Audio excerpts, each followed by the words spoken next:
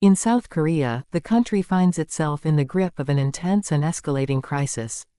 Parliament has passed a resolution demanding the immediate termination of martial law.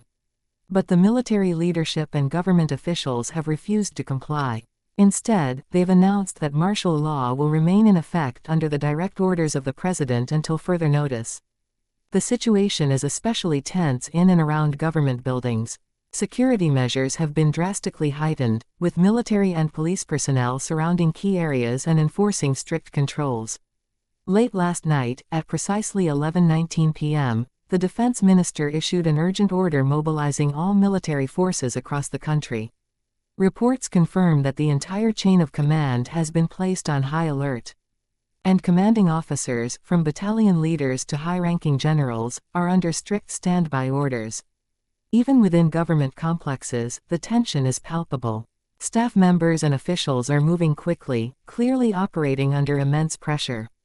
The military has ordered the evacuation of non-essential personnel from secured buildings, including journalists. In some instances, reporters have been physically removed from restricted zones or temporarily detained. The crisis has escalated further with significant military mobilization throughout urban areas.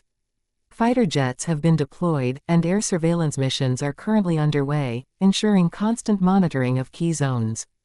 Armored vehicles, including tanks, have been sighted in several city streets, adding to the atmosphere of unease. Eyewitness accounts from Parliament suggest that armed soldiers stormed the legislative building, smashing windows and forcing their way into the main chamber. While reports conflict, some sources claim the troops have since retreated, while others suggest they remain stationed nearby. Amid this unfolding turmoil, martial law authorities have issued a sweeping directive known as Decree No. 1. The directive lays out strict measures to curb dissent and maintain control. 1. Prohibition of political activity. All activities related to political parties, assemblies, and protests are strictly forbidden. 2. Crackdown on subversive acts. Any actions deemed to undermine the democratic system or incite unrest are banned. 3. Media censorship. All forms of media, including press and digital platforms, are subject to martial law oversight, with unauthorized publications prohibited. 4. Mandatory compliance for medical personnel. Medical professionals who have left their posts are required to return within 48 hours or face severe penalties. 5. Warrantless arrests. Authorities are granted powers to detain, search, and seize property without prior judicial approval for anyone violating martial law regulations. 6. Minimizing civilian disruptions while stringent measures are in place. The decree assures that ordinary citizens will face minimal interference in their daily lives. Failure to comply with these measures could result in immediate detention under the special authority granted to martial law commanders. These commanders operate with extensive powers under martial law, which allows them to override certain constitutional rights to ensure public order. Experts interpret the decree as an unmistakable move to enforce martial law across the entire country.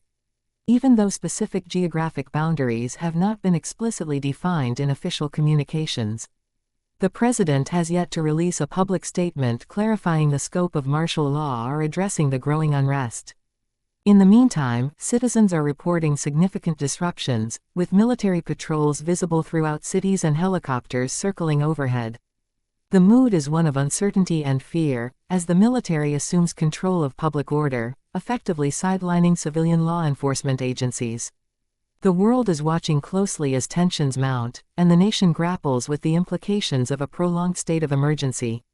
Observers are anxiously awaiting further announcements from the government and military leadership to determine whether any resolution is on the horizon.